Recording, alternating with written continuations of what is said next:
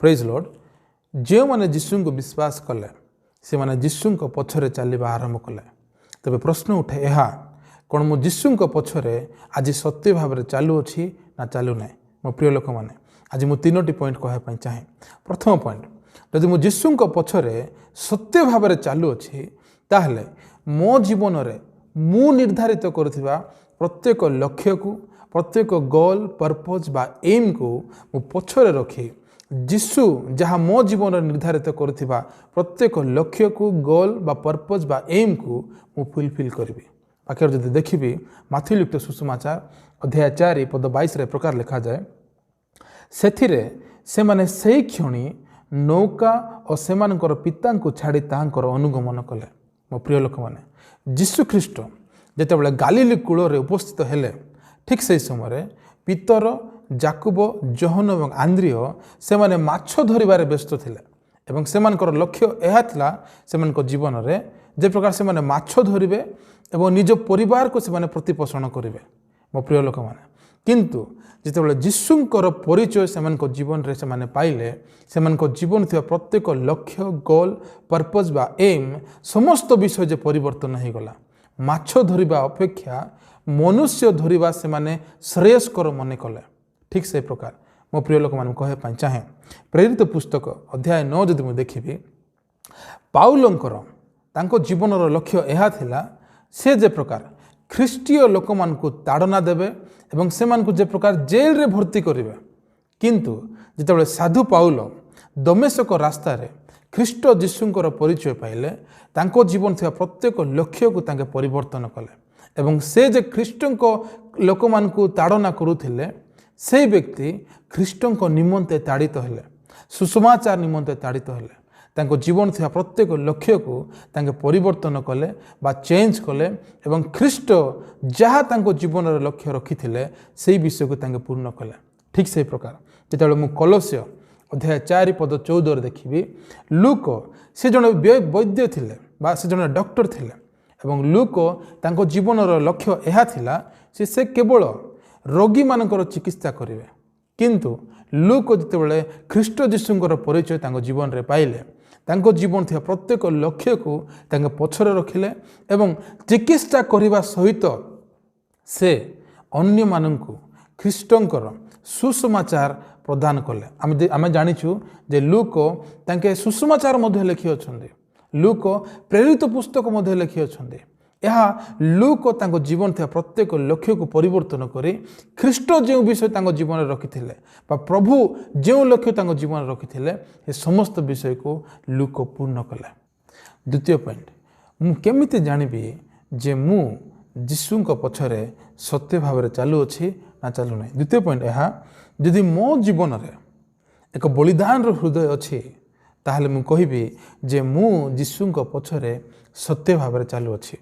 जितेबाला मु प्रेरित पुस्तक अध्याय 2 पद 42 तले तले पढ़ी के जीवी से इंपोर्टेंट विषय लिखाई जे आद्य मंडली लोक मान जीवन में एक बलिदान हृदय देखा जाउथिला। मो प्रिय लोक मैंने से माने केमती जीवन काटुथिले वाक्यर प्रकार लिखा जाए जे से माने सब पदार्थ को साधारण संपत्ति बोली से माने ज्ञान करुथिला। यार अर्थ यह जे कौन व्यक्ति मध्य जे कौन पदार्थ को निज जिनस बोली से माने व्यवहार करुथिले। केवल सेतिक नुहे वाक्यर प्रकार मध्य लिखा जाए जे से मानकर समस्त स्थावर अस्थावर संपत्ति को से माने बिक्री कले एवं से माने प्रभुंकर सेवा कार्य से माने ताहा व्यवहार कले। मो प्रिय लोक माने मो प्रिय लोक माने कहवाई चाहे जदि आज मो जीवन में एक बलिदान हृदय देखा जाऊ ना ताहले मु कहि रखापी चाहे जे मु यीशुंक पछरे मु सत्य भाव में चालू ना।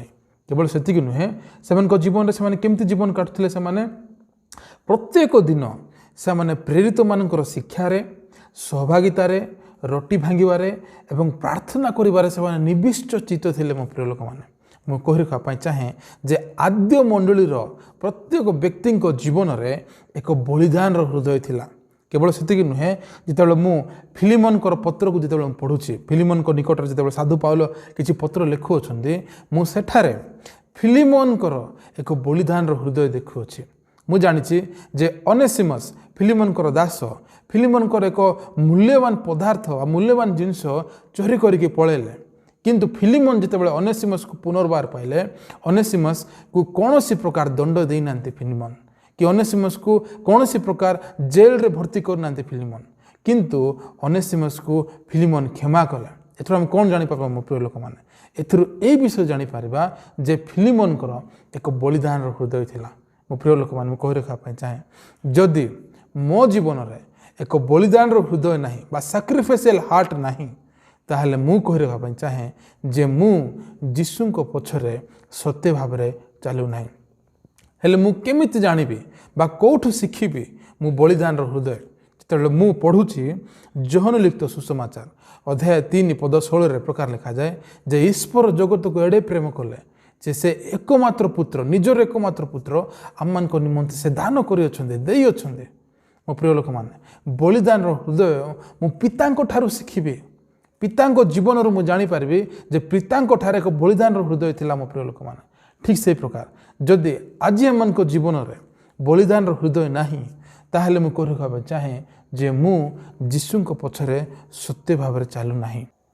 3 नंबर पॉइंट मु केमिति जानिबी जे मु जीशु पछरे सत्य भाव में चलू अच्छी ना चलू ना। जदि मो जीवन में जीशु निमंते बा ख्रीष्ट निमंते क्लेश सह्य कर हृदय अच्छी ताहले मु कह रखा चाहे जे मु जीशु पछरे सत्य भाव में चलू अच्छी। वाक्य प्रकार लिखा जाए 2 तिमोथी अध्याय 1 पद 8 रे साधु पाउल निजर प्रिय पुत्र तिमोथी को ए प्रकार लिखते अतएव आम मानक प्रभु संबंध रे साक्ष्य देवा विषय रे किए बा ताहांको निमंते बंदी जे मु मो विषय लज्जित न हुओ बरं ईश्वर शक्ति अनुसार सुसमाचार निमंते मो सहित क्लेश सह्य कर। मो प्रिय लोक मैंने साधु पाउल प्रभुंकर दास निजे निजर प्रिय पुत्र तिमोथी के प्रकार लिखती जे मो सहित क्लेश सह्य कर। मो प्रिय लोक कहवाई चाहे जे जो माने जीशु निमंते एही जगत रे क्लेश सह्य कर हृदय जो व्यक्ति मान जीवन में नहीं से व्यक्ति माने जीशु पछरे सत्य भाव में चली पारे नहीं बा सत्य भाव में चलू ना।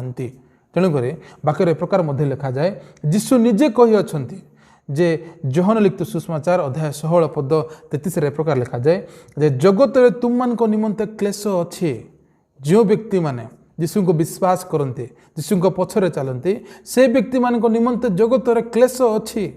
ए विषय जानिकी मध्य जो व्यक्ति जीशु को निमंते क्लेश सह्य कर हृदय अच्छी से व्यक्ति जीशु को पछरे सत्य भाव में चलू अच्छे। वाक्य प्रकार मध्य लिखा जाए 2 कोरिन्थीय अध्याय 12 पद 9 रे प्रकार लिखा जाए जे ताहांकर अनुग्रह मो निमंते यथेष्ट मो जीवन निमंते यथेष्ट। मो प्रिय लोक मैंने आज आम क्लेश भोग करूँ जीशु निमंते जब आम कष्ट भोग करूँ ताहले मु कही रखा चाहे जे जीशुंकर बा प्रभुंकर अनुग्रह आम मान जीवन प्रति यथेष्ट। मो प्रिय लोक मैंने तेणुक मु केमिति जानिबी जे मु जीशु पछरे सत्य भाव में चलू अच्छी ना चलू ना। मु 3टी पॉइंट मु पुनर्बार कर रखा चाहे। प्रथम पॉइंट जदि मो जीवन निर्धारित कर जाइथिबा बा मु निर्धारित करिथिबा प्रत्येक गोल पर्पज बा एम को बा लक्ष्य को यदि मु पछरे रखी जीशु जो विषय मो जीवन निर्धारित करि अछंती जो गोल पर्पज एम बा जो लक्ष्य मो जीवन निर्धारित करि अछंती यदि मु से विषय को फुलफिल करुछि बा पूर्ण करुछि ताहले मु कहि रखा चाहे जे मु जीशु को पछरे मु सत्य भाव में चलू अच्छी। 2 नंबर पॉइंट जदि मो जीवन में एक सैक्रिफिशियल हार्ट अच्छे एक बलिदान हृदय जदि मो जीवन देखा ताहले मु कहि रखा चाहे जे मु जीशु पछरे मु सत्य भाव में चलू अच्छी। 3 नंबर पॉइंट मु केमति जानिबी मु जीशु सत्य भाव में चलू अच्छी जदि मो जीवन में ख्रीष्ट निमंते जीशु निमंते क्लेश सह्य कर हृदय अच्छी ताहले मु कहि रखा चाहे जे मु जीशु पछरे मु सत्य भाव में चलू अच्छी।